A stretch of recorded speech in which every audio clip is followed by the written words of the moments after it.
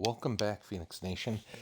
We are officially moved into season 4 of the Phoenix Rising Dynasty. And if you remember from last season, the Phoenix ended up on a pretty hot streak with a conference championship and a, for lack of a better term, destruction of Kennesaw State in the Xbox Bowl to end the season. If you're new to the channel, I would definitely check out that episode. That was some pretty amazing stuff, as the Phoenix put up a ton of points, the most I've ever seen in a slow simulation game, and it was pretty entertaining, to say the least. So, moving into season 4, we lost a couple key players on our team. The most recognizable would probably be the loss of graduating senior TJ Pride, who is a now Phoenix record holder. He, I believe, oh yeah, this is gonna take a while to get to, unfortunately. Actually, let's look in the mountain or in the MAC here. I think he actually, so last season Achilles Smith broke the single game record for passing yards in the MAC with 618. That was the Kennesaw State game. Pretty entertaining. And Achilles Smith broke the single game passing touchdowns with 8. Unfortunately, it looks like Pride did not beat any MAC records. Did we beat anything here in season? No, we did not. Career, I don't know, believe not, because Pride was he was a transfer that we added last season, so we only really got one season out of him. But it was a huge season, and he made some definite noise for the team.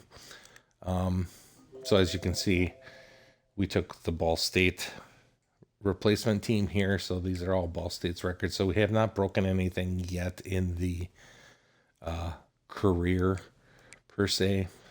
I wish they would do something different for that, but unfortunately they have not. So single game is now Achilles Smith. Receptions, TJ Pride broke the record for 17 in a game. And then, like we saw, passing touchdowns is Achilles with 8 on the season. Achilles Smith broke the passing yards with 4,268. And TJ Pride broke the receptions record with 107 on the season. So it was a pretty big season for the Phoenix and the offense. It was very, very good to see. And so what I wanted to do with this episode was kind of go on a roster breakdown with our new recruits, our new transfers, and some of their progressions. Unfortunately, the transfer portal, and this is going to be probably on my behalf, was a little lacking. There were a couple big names that were in the portal that I decided to target, and because of that, we unfortunately missed out on quite a few.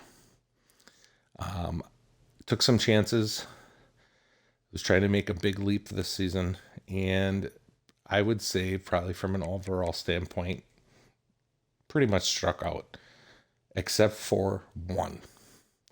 And it's going to be very interesting to see if that one that we hit on can be that piece that puts us over the edge and gets us to possibly the CFP this year. So let's break into it. So Achilles Smith is now a junior, redshirt junior, and 91 overall. My guess is this is probably going to be his last season. He's probably going to go pro after this. I would say depending on how good his season is. But I would guess he's going to go pro. Ryan Bowe, I believe he was a transfer, right, that I picked up. Yes, he's a transfer from Northwestern,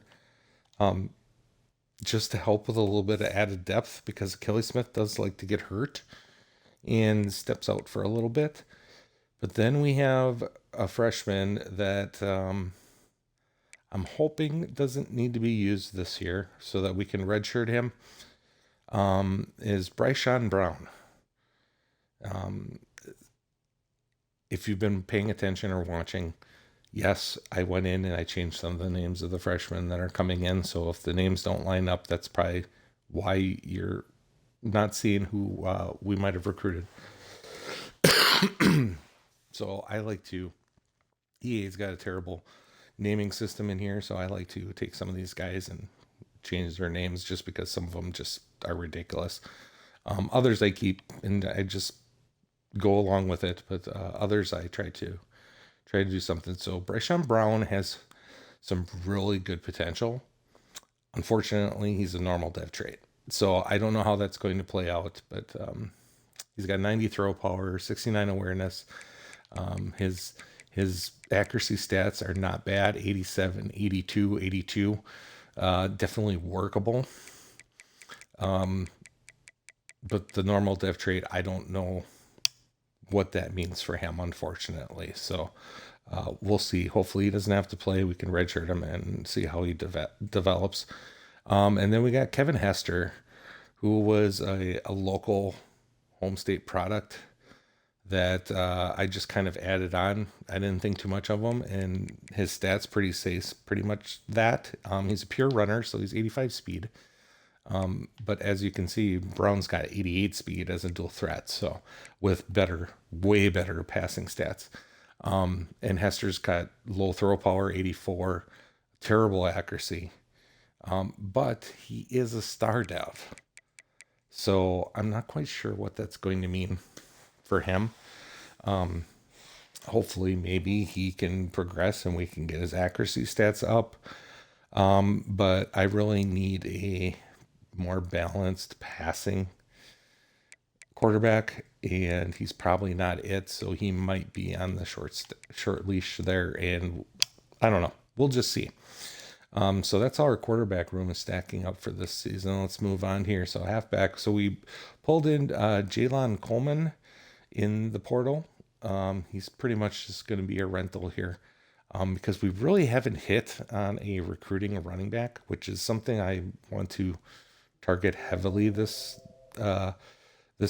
season in the recruiting. I really want to nail a running back. We ended up losing Singleton last year. He was a rental for a year transfer that had a great season. So we still have Tavion Grant, he's just not progressing. I think he could be, and I don't know. I think he could be a starting running back, but he's just hasn't shown to take that next step yet. Cole Pryor, saw definite flashes of him last year. He just hasn't progressed. Look at his awareness. He's a junior. He's only got 66 awareness. It's going to be really hard to get him to be the starter. McCracken is nothing special. He's an elusive bruiser. So he's going to be one of those short yardage guys similar to Grant. And we have Marvin Kennedy, a freshman, possibly might start to see playing time this year, maybe next year. He's got clear-headed and road dog, so at least he's got some badges, but he's an impact. And then we have Javante Roy, another freshman who's a impact. Not quite sure if these guys will see any playing time this year. They might just be both redshirted. So our running back room isn't that great. Fullback, we did not have a fullback, so we're just going to run with the tight end. And here is the big acquisition. At wide receiver, we landed Jelani Watkins in the transfer portal for a 1 year rental. Star Dev, which means nothing because he's a senior. But he has platinum takeoff and gold shifty. Now, the platinum takeoff is huge. You don't see many players that you can get to a platinum takeoff. And the fact that he is 99 speed with platinum takeoff is ridiculous. And I don't know how that's, I mean, but he's got 71 awareness. So that's why he's such a low overall, 86 overall, but he's got 99 speed, 99 acceleration, 97 agility, 94 change of direction. He's, I'm hoping he's going to be a sim monster, but we will see. And the fact that we got Achilles Smith who can throw him the deep ball, I'm just going to put him on the outside and let him do his thing. And hopefully that's going to lead to some long touchdowns this year. I don't know. We'll see. This game plays a little bit different than 25. It was a lot easier in 25 to get long touchdowns, and it does not seem to be that easy in 26. And I'm not quite sure what this will lead to, but I've never had a guy with 99 speed, 99 XL, and platinum takeoff in any sim before. So it'll be interesting to see how this plays out. Richard Levis, who was our star freshman last year on our team, he's up to an 82 now overall, and he will be our number 2 and our slot wide receiver for the most part. He's a stud. I'm hoping I can get him up to a Watkins level, but as you can see, he's only got a bronze takeoff right now, so he's got some work to go, but he's only an impact too, so that's kind of why he's been slow. John Cash, who was our first recruit ever at UWGB, is now a junior. He's a star dev, which has helped him get to an 83 overall, but the production just hasn't been there. He hasn't really done much when it comes to stats and helping the team win games. We got LJ Young Jr., who's our 4th on the depth chart right now. We're going to see how he does. I'm going to give him a shot. He really hasn't had a chance to do anything yet. So I'm going to give him a shot this season. Since he's a speedster with 92 speed, we're going to just try to burn everybody this year and see how that works. But we do have Braden Allen, who's a freshman recruit, route artist. He's going to be my backup slot guy. He comes in, he's at 71, but he's a 69 overall, 71 with the boosts, 88 speed, 88 XL, 88 agility, 80 change of direction. I'm not sure how that's going to play out, but he is a star dev with the natural and fan favorite badges. So I'm hoping to give him some playing time, and hopefully that star dev is going to boost him where we need it to be. And then we got Willie Jean here. Here's another freshman, Bryce Simonson. He's an elusive route runner, very small guy, normal dev. Not sure if he's going to turn into anything. David Dunsmore, another impact wide receiver freshman that we have down here, but he's got 89 speed as a physical route runner, so that's interesting. But his awareness is terrible, so I'm probably going to be redshirting him. Clarence Eichen, who is a gadget guy. He's got decent throw power, and we really don't use any gadget style playbooks, so I'm not sure what his role with the team's going to be, but we'll see. He might. I've seen gadget guys turn into some really good wide receivers, so we will see how that plays out with him. Tight end. We'll be rolling back out with Cameron Lewis, who's progressed to a 72. Maverick Bentley, who's been our backup the last couple seasons, he's a 71. Jermaine Ahmed, who is a junior as well. impact tight end. He's very slow, so that's why he's pretty much third on the depth chart. And I think we have one. Yeah, we got freshman Cliff Batagno, who's a 6'6" vertical threat impact dev. He's unfortunately a little bit slower than I was hoping with 79 speed, so I'm not sure if he's going to see any playing time this year. But I think he's definitely usable moving forward. So hopefully he doesn't get any playing time and we can redshirt him. Our line is okay. I think it'll work for this season. And I'm hoping that we get some guys really starting to develop here because actually Massey this is our one guy that we got on the line as a transfer, and he's starting immediately is Caden Massey. We got him in the portal from Kansas State. We needed some help on the outside. He's unfortunately not a pass protector archetype, which I would like at my left tackle. But he's got good enough stats that I think he will be serviceable. His awareness is a little bit low. But we also have Andrew Spanway down here, who's, I guess, could fit in. But he's a normal dev, so I really don't need to give him any playing time right now. And I believe Avery Clinton, who is right now the right tackle, he's the backup at left tackle. Oh, I got him backing up at both. Interesting. Wait, no, that's Clinton. Oh, that's weird. We have two Clintons. We have Dom Clinton and Avery Clinton. Interesting. I think Dom played last year. He's an impact pass protector. I might move him, but his 70 awareness, that was his problem. And then I got Avery Clinton over here, who's a sophomore, but he's a star dev. And he really needs to be starting.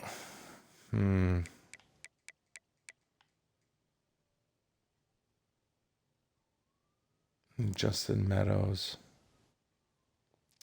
Interesting. I'm not sure what I'm going to do here. Not sure what I want to do here. I think I might want to get him. How does he look?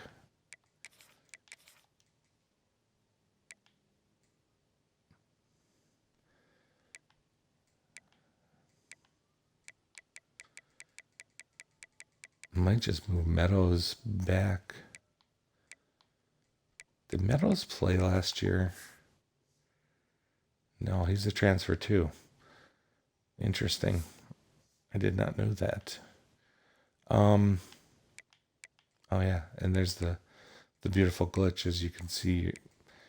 If you go and look at some of this stuff out of the depth chart, it resets your depth chart, which really sucks. I'm not sure about this one. I'm gonna have to think about this before our first game.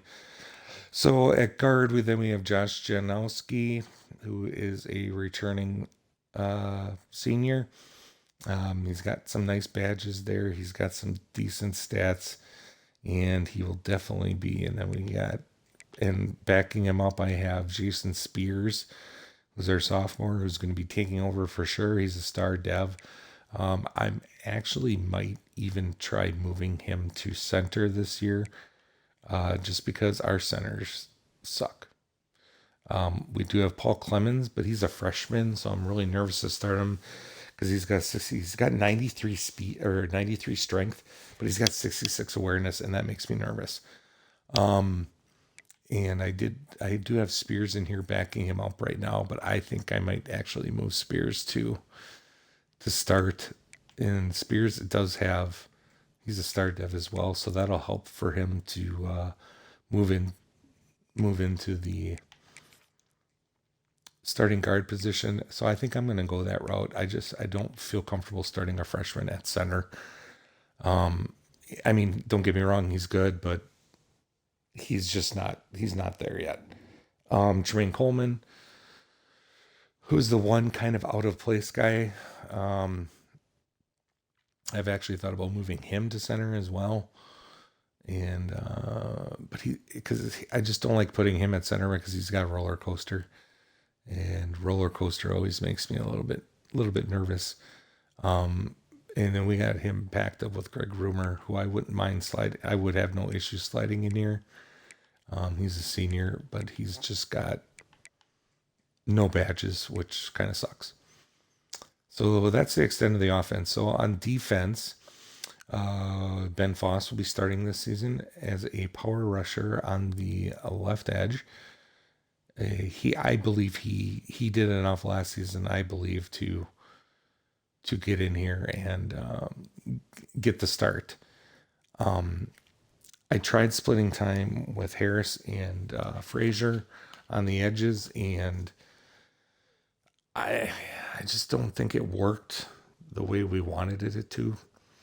And the fact that Mr. Foss has winning time and team player makes me feel like he needs to be starting.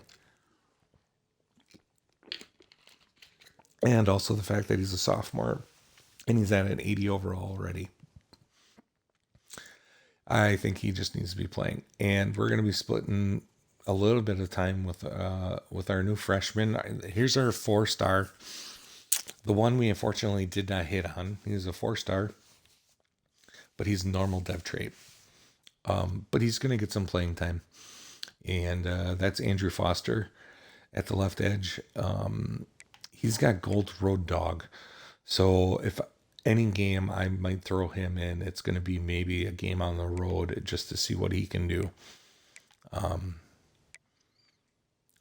Just to help him out with that aspect. But I mean, he's got some decent stats, except for he's a pure power guy, so he's not very fast. And obviously, but he's got 72 awareness and he's 69 play rec is not too bad. Excuse me. And then we got John Decker down here as a senior who's just there as a backup. So right edge starting, we're going to go with Trent Harris. He was the one that showed the most promise last season.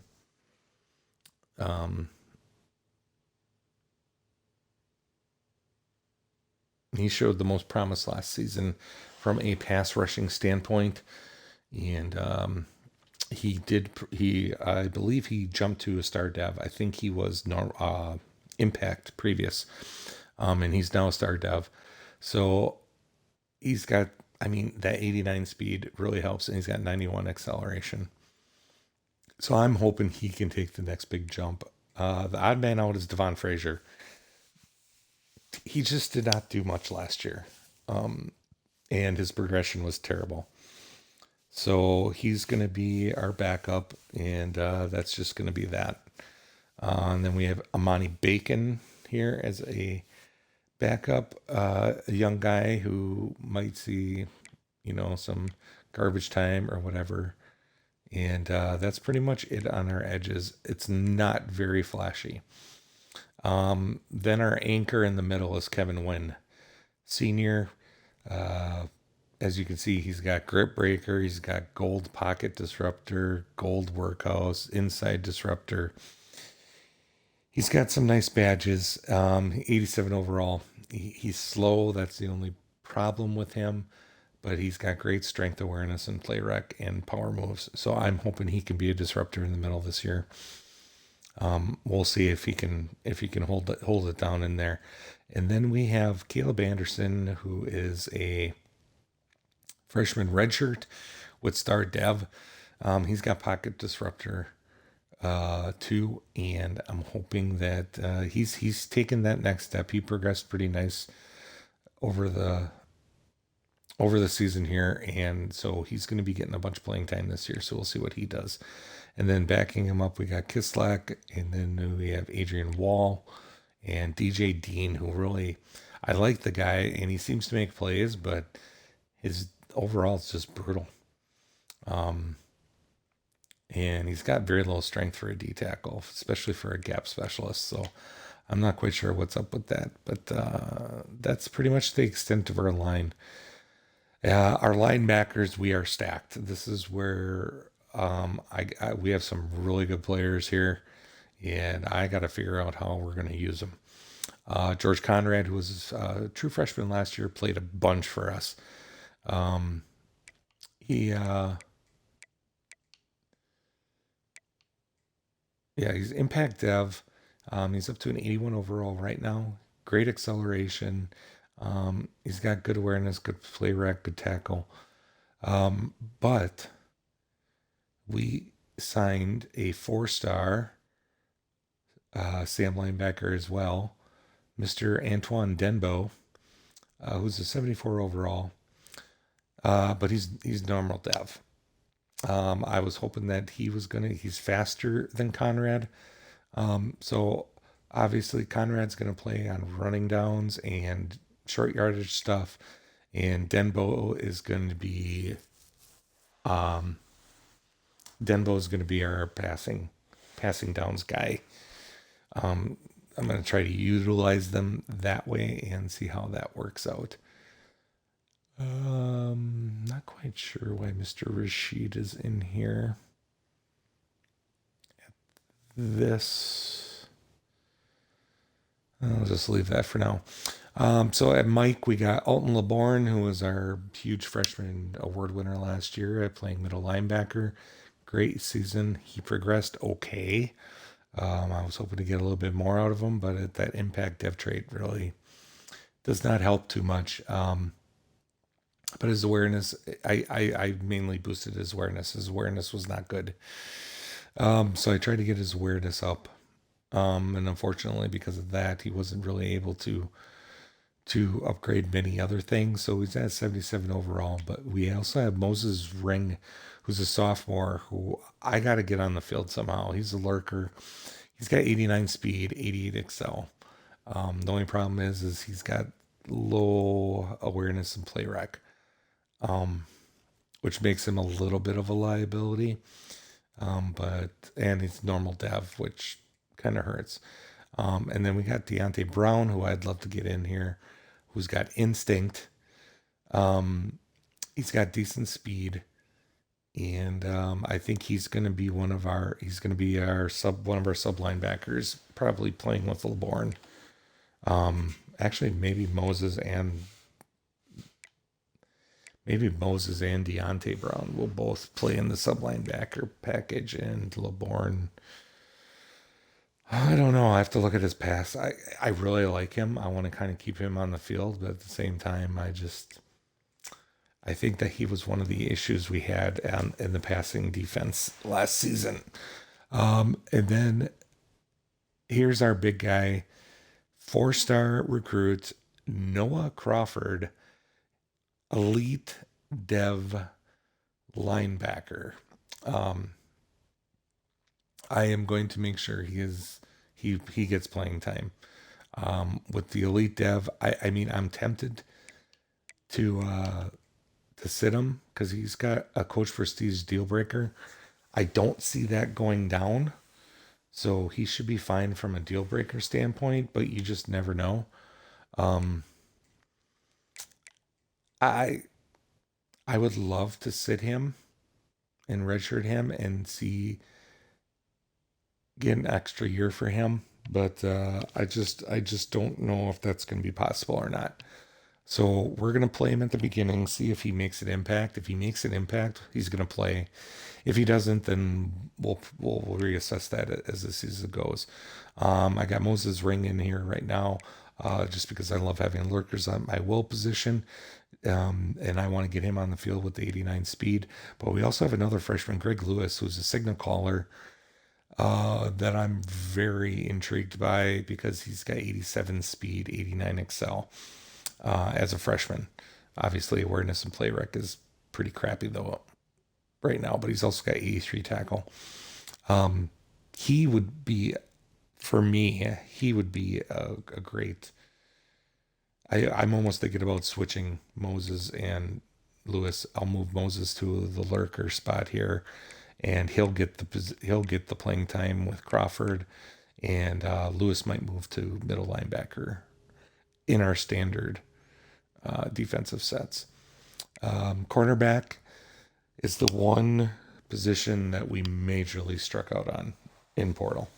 We lost a couple guys from last season's team that were the starters. And Danny Ishmael was our slot guy last year. Had a great season. I believe he even raised. Yeah, I think he was a normal dev and he actually moved to an impact because he had such a great year.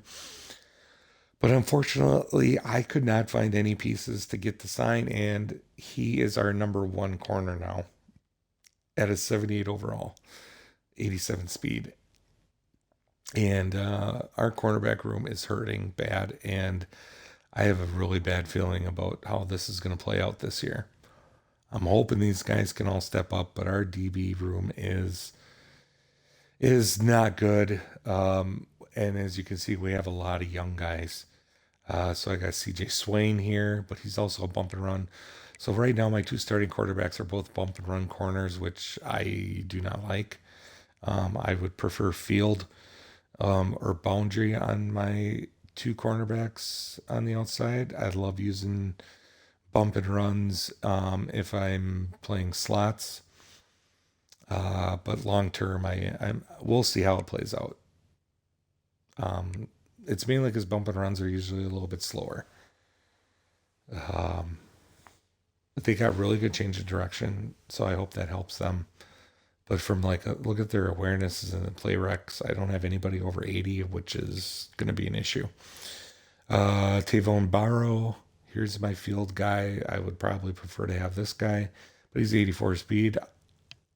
I'm not sure how I recruited him. Besides that he was a local product. And I got Jackson Penn, who's a freshman, a little bit small, undersized, good speed, good acceleration, and he's got winning time and he's impact dev. So he's going to see a lot of playing time this season. I personally think that's a bad thing if he's seeing that much playing time. And then we got Malik Moon, who's been a staple on the roster since year one, who has not progressed. He's 68 overall. He's done nothing. And that's all we have. I don't even have any backups besides that. I only have 5. This was a really bad year. And I am totally to blame for it. I took some big swings and totally struck out. So recruiting wise, cornerbacks and halfbacks are what I'm hitting hard, and O-line is really what I'm hitting hard this season.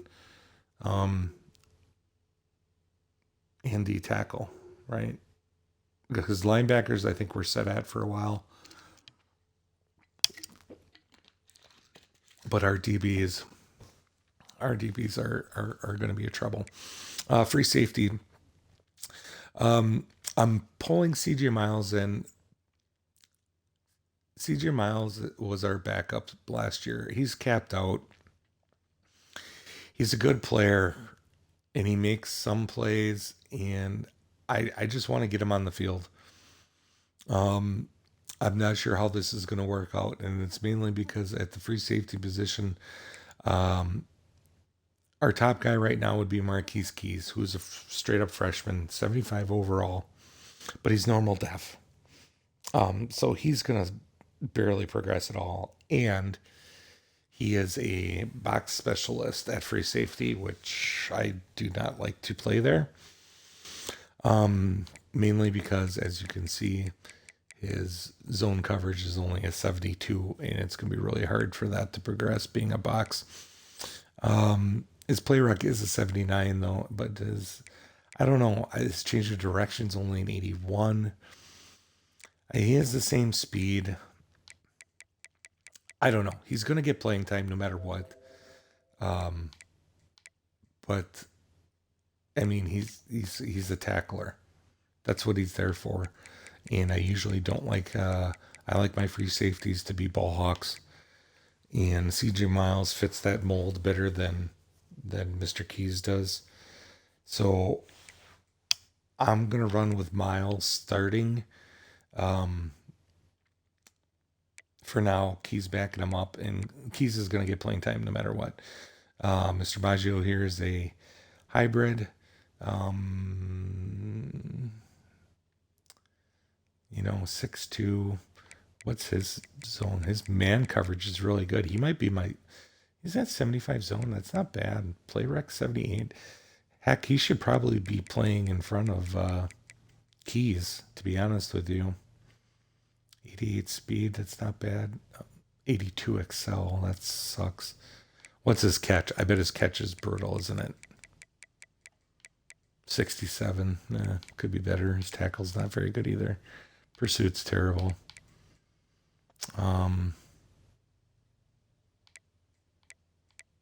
Yeah. I don't know. I don't know what to do at these DB positions. I got guys all over, but none of them's really jumping off the page. And I got Kingsley Reese, who's a hybrid, who I don't know. I don't know what I'm going to do. So we got Josh Castillo, who I'm starting at the strong safety position. He's a box too. That's the main reason I don't want to start two box specialists back there. I need guys with some passing coverage in the back end, especially at free safety.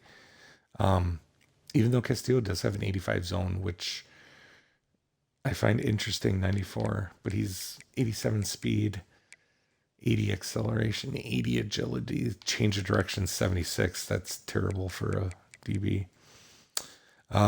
But he's a stud. He's a star dev, and he's made a lot of plays, so he's going to keep playing there. Chris Ellinger is going to back him up, another senior, and then I moved Maji over to here. Who else do we got? Oh yeah, because I moved Miles over to free safety, and then I got Mr. Quincy Blue down here, who's a 71 overall, 88 speed. He's a hybrid. He might need to.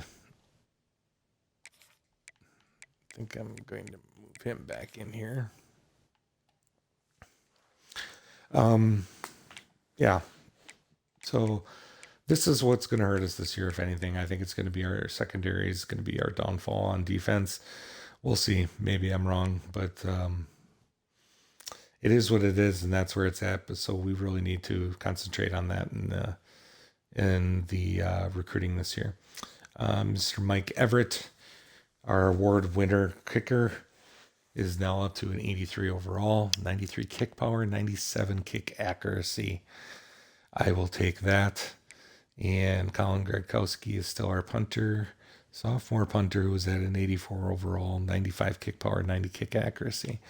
So we are definitely set there for the next 2 years at least. And these, I'm not even going to worry about going through all the specialty stuff.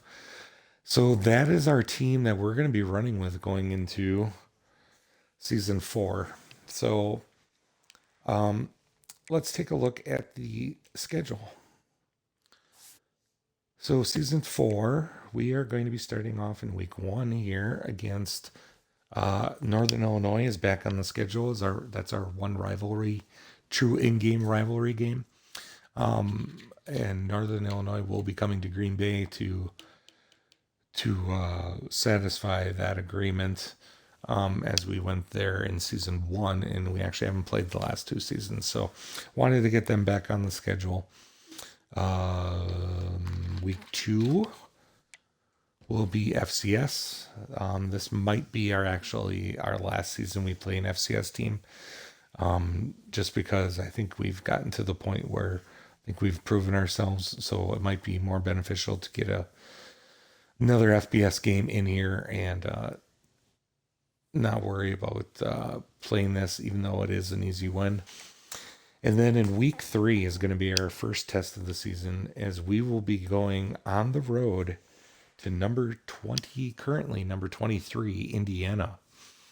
As if you remember last year, Kentucky was they were unranked, but they were our SEC opponent that we played last year to try our hand at what we could do against a Power 4 team. And I think we played Wisconsin too, didn't we, last year? Can't remember. And we barely lost to Kentucky. We played them tough at Kentucky, and this year, we decided to schedule a ranked team, so Indiana's going to be that team. And we're going to see what we can do against a ranked Big Ten opponent this season. In week 4, we jump into conference play. Phoenix will be at Akron, then at home versus Central Michigan, at home against Western Michigan, on the road against Miami, Ohio, on the road against Toledo, home against the Bobcats of Ohio, and then we have a slammed in non-conference game here against number 25 Iowa State at their place. So those are we have 2 ranked teams on the docket this year outside of conference. You never know, maybe somebody from our conference will squeak into the rankings. So we're going to do a Big 10 and a Big 12 team. They're close in locality. So this is kind of the Phoenix saying, hey, we're going to start establishing our dominance in the region. That's the thought process, and it's time to move up from the Wisconsins and Minnesotas to a little bit tougher competition. So we're picking up some of the local teams that are ranked. In Iowa State and Indiana are those 2 this year. So it'll be interesting to see how those play out. And then in week 11, we're at UMass. A bye in week 12, and then week 13, we'll finish off at home versus Eastern Michigan. So I would say from a conference scheduling, we're probably sitting pretty good. I'm expecting Miami is always tough. That's who we played in the conference championship last year, so this will be a tough game. Probably the toughest in conference. My second guess would be Toledo. They're always tough. And then my third would be Western Michigan. The one team that beat us last year in conference.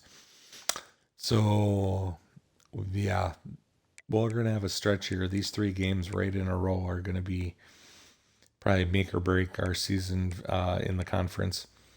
But other than that, we got kind of lucky we have no Buffalo on the schedule, no Bowling Green, no Kent State. So yeah, so that's the schedule for this year. As you can see that we are currently in 82 overall. So our first game is going to be against Northern Illinois at home. And as you can see here, we outrank them highly. And I'm not quite sure how this is going to play out. And I'm not quite sure what kind of team we have. But I think it's going to be interesting to watch. And I think we're, wrong button. I think we're going to just jump into it. We'll take a little bit look at recruiting after, maybe, and just look at, let's do that now. We're going to, I'm not going to go through the whole thing.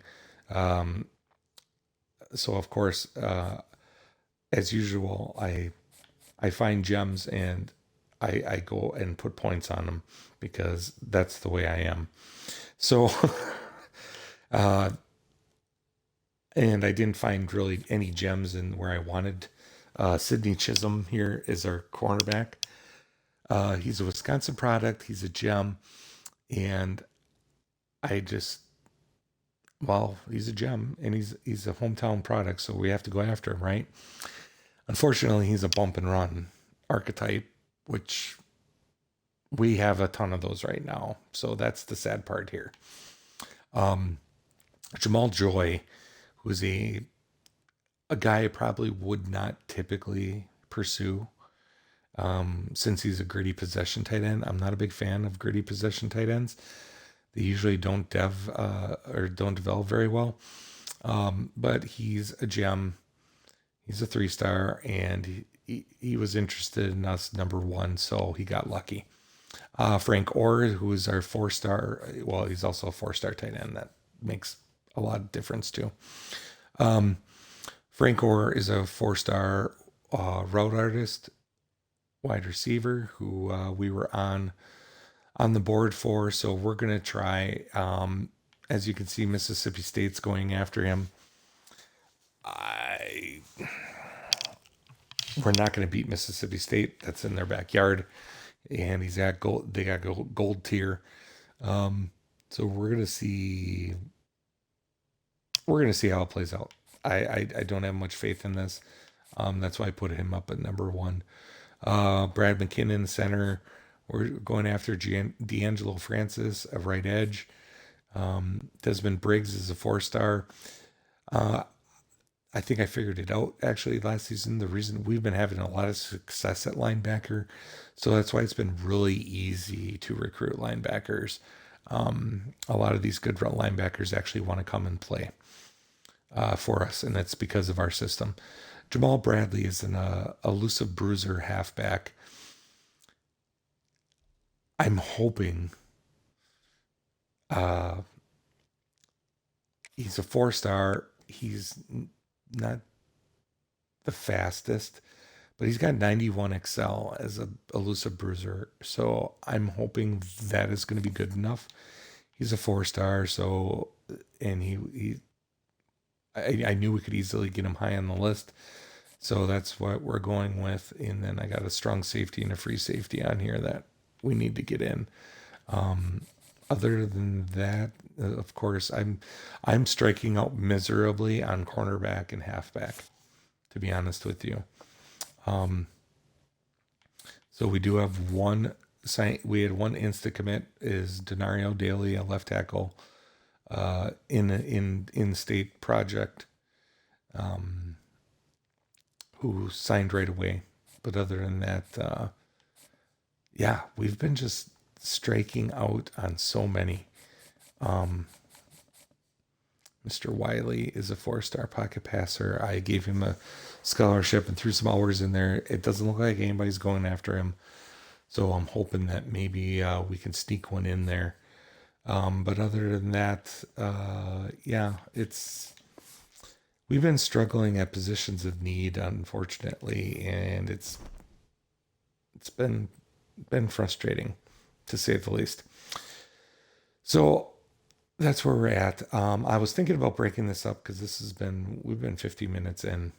I was thinking about breaking this up into 2 episodes, and since we're almost at an hour already, I think we're going to do that.